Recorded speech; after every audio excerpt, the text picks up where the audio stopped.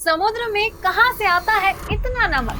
क्या ये सवाल आपके मन में भी आता है कि समुद्र में इतना नमक आता कैसे है? और जो नमक आप अपने घर में यूज करते हैं वो क्या सुरक्षित है? क्या नहीं जानते हैं आप भी नमक की पैदावार का सच? आखिर कहां से आता है ये नमक और क्या है इसके बनने की प्रक्रिया? हम बताएंगे आपको अपने इस वीडियो में, तो बने रहिए हमारे साथ। दोस्तों, आप ये तो जानते ही हैं कि हमारी पृथ्वी का 70% हिस्सा पानी है और इस पानी का 97% हिस्सा महासागरों और समुद्रों ने ले रखा है। लेकिन आप यकीनन ये नहीं जानते होंगे कि अमेरिका के नेशनल ओशियानिक और एटमॉस्फेरिक एडमिनिस्ट्रेशन के कहने के अनुसार अगर समुद्रों का सारा नमक निकाल कर इस धरती पर फैला दिया जाए तो उसकी परत लगभग 500 मीटर ऊंची होगी। जब गर्मी का मौसम आता है तो अपने साथ लेकर आता है पानी की किल्लत। न सिर्फ किसी शहर या देश में बल्कि पूरी दुनिया में पानी के लिए लोग तड़पने लगते हैं और इसका एक मुख्य कारण है नदियों से लगातार सूखता पानी। जब गर्मी अपनी चरम सीमा को भी पार कर देती है तो इंसान से लेकर जानवर तक पानी की कमी से परेशान होने लगते हैं। सोचिए, हमारे पास तब पानी की कमी है जब पूरी पृथ्वी पानी से घिरी हुई है। लेकिन एक सच ये भी है कि हम चाह कर भी समुद्र के पानी का इस्तेमाल अपनी रोजमर्रा की जिंदगी में नहीं कर सकते हैं, क्योंकि उनमें इतनी भारी मात्रा में नमक होता है। हम बचपन से ही सुनते आ रहे हैं कि हमें नमक समुद्र से मिलता है, इसलिए समुद्र का पानी इतना खारा होता है। लेकिन हमें किसी ने ये नहीं बताया कि आखिर समुद्र के पानी में इतना नमक आता कहाँ से है, और अगर समुद्र में इतना नमक नहीं होता तो क्या हम वो पानी पी सकते थे? आखिर ऐसा क्या होता है जिसकी वजह से इतने विशाल समुद्र का पानी पूरी तरह से नमक के पानी में बदल जाता है? दोस्तों, समुद्र में नमक बनने की प्रक्रिया बारिश के दौरान शुरू होती है। जब बरसात के महीने में बारिश अपने पूरे जोर पर होती है तो वही समय होता है जब पूरे वातावरण से कार्बन डाइऑक्साइड और सल्फर डाइऑक्साइड जैसी गैस बारिश की बूंदों में घुलकर नदियों और तालाबों में मिल जाती है। और जब यही पानी नदियों और तालाबों से निकल के समुद्रों में जाता है तो समुद्र में मौजूद पानी खारा होने लगता है। तो वही समुद्र में नमक बनने की एक और प्रक्रिया भी है जिसके बारे में बहुत कम लोग जानते हैं। दरअसल हमारी धरती पर भी कई जगह नमक की चट्टानें पाई जाती हैं, और जब बारिश का पानी इन चट्टानों से होते हुए समुद्र में गिरता है तो समुद्र के पानी को नमकीन कर देता है। लेकिन हैरानी की बात तो ये है कि जब ये पानी नदियों से होते हुए समुद्र में आता है तो आखिर नदियों का पानी नमकीन क्यों नहीं होता? तो चलिए जानते हैं इसके पीछे की वजह। ऐसा इसलिए होता है क्योंकि नदियों में पानी की मात्रा ज्यादा होती है, जिसके कारण इसमें लवण यानी कि नमक की मात्रा कम हो जाती है। और यही वजह है कि नदियों के पानी का स्वाद मीठा बना रहता है, जो लोगों के पीने के लिए इस्तेमाल किया जाता है।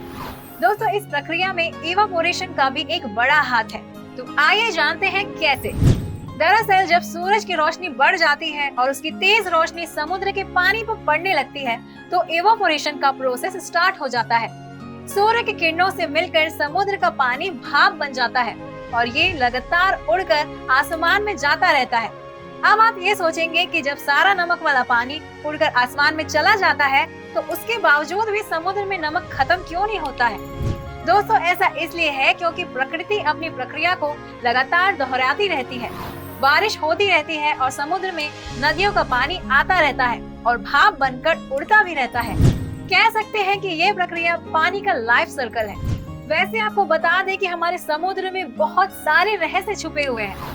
अक्सर लोगों के मन में ये सवाल उठते हैं कि जब ये पानी नदी से ही आता है और इसके नमक को हम खा सकते हैं तो इसका पानी हमारे शरीर के लिए नुकसानदायक कैसे हो सकता है? और इस सवाल का जवाब है समुद्र के अंदर होने वाले ज्वालामुखी के विस्फोट में, जिसके कारण समुद्र के अंदर से सल्फर कार्बन मोनोऑक्साइड जैसी कई चीजें या यूं कहें कि गैस निकलती है और समुद्र के पानी में घुलकर लवणीय नमक के रूप में मिल जाती है, जिसके कारण समुद्र में नमक तो बनता है लेकिन ये समुद्र के पानी की गुणवत्ता को कम कर देता है। चलिए अब आपको एक दिलचस्प बात बताते हैं।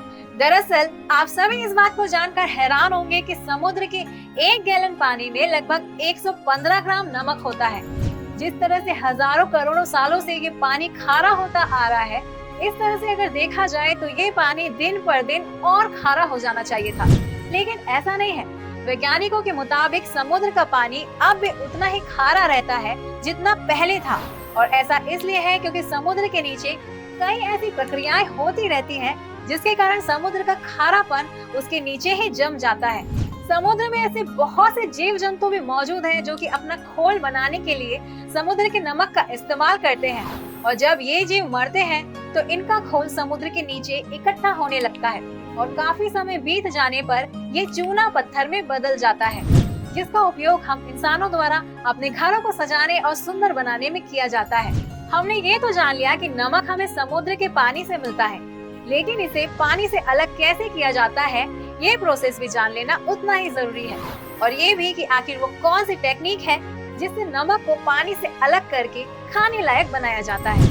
आपको बता दें कि सबसे ज्यादा नमक भारत के गुजरात शहर में बनाया जाता है, जहाँ पर पूरे भारत का 75% नमक बनकर तैयार होता है।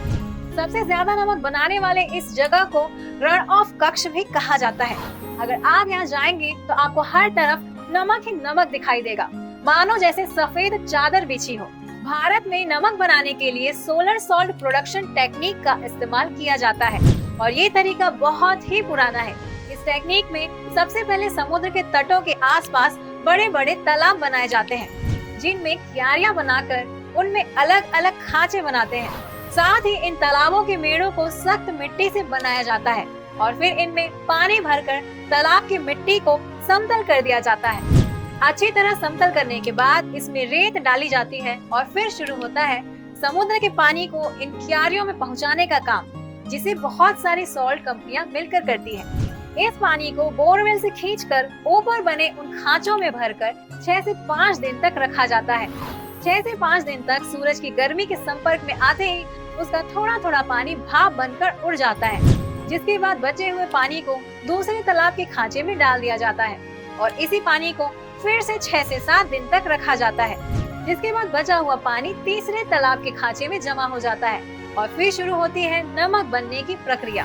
दोस्तों, जब समुद्र का पानी पूरी तरह से भाप बनकर उड़ जाता है तब नीचे रह जाती है बस रेत, मिट्टी और कार्बनिक लवण, जिसे हम नमक कहते हैं। और इसके बाद इस नमक को वहाँ पर काम करने वाले मजदूर इकट्ठा करना शुरू कर देते हैं और अच्छे से सफाई करने के बाद हमारे खाने लायक नमक बनकर तैयार हो जाता है। दोस्तों, इस तरह नमक बनाने में कम से कम 40 दिन का समय लगता है और जब यह नमक पूरी तरह तैयार हो जाता है तो इसे स्टोर करके रख दिया जाता है। लेकिन क्या ये नमक हमारी आने वाली पीढ़ियों को मिल पाएगा? शायद नहीं, क्योंकि जितनी तेजी से इंसान लगातार पेड़ काट रहे हैं उतनी तेजी से बारिश में कमी आ रही है और गर्मी भी बढ़ती जा रही है। ऐसा ही चलता रहा तो शायद एक दिन इंसान की इस लापरवाही का नतीजा समुद्रों में भी पानी को खत्म कर देगा। इसलिए वातावरण को नुकसान पहुंचाने से पहले एक बार सोचिएगा जरूर, क्योंकि शायद आप पेड़ काटने वालों को रोक नहीं सकते हैं, लेकिन नए पेड़ तो लगा सकते हैं। तो दोस्तों, ये थी समुद्र से मिलने वाले नमक से जुड़ी सभी जरूरी जानकारियाँ जो कि हमने इंटरनेट के माध्यम से जुटाई है, ताकि आपको भी नमक के बनने की प्रक्रिया के बारे में पता चल सके। अगर आपको ये वीडियो पसंद आया है तो वीडियो को लाइक कीजिए और चैनल को सब्सक्राइब कीजिए। ये इम्पोर्टेंट जानकारी आप अपने दोस्तों और फैमिली वालों को जरूर शेयर कीजिए, ताकि उनको भी तो पता चले कि आखिर नमक समुद्र में कैसे बनाया जाता है। आपको हमारा ये वीडियो कैसा लगा हमें कमेंट सेक्शन में कमेंट करके जरूर बताइए। और हाँ, ऐसे ही रोचक और इन्फॉर्मेटिव वीडियोस के लिए आप हमारे फेसबुक पेज को लाइक करना मत भूलिएगा। धन्यवाद।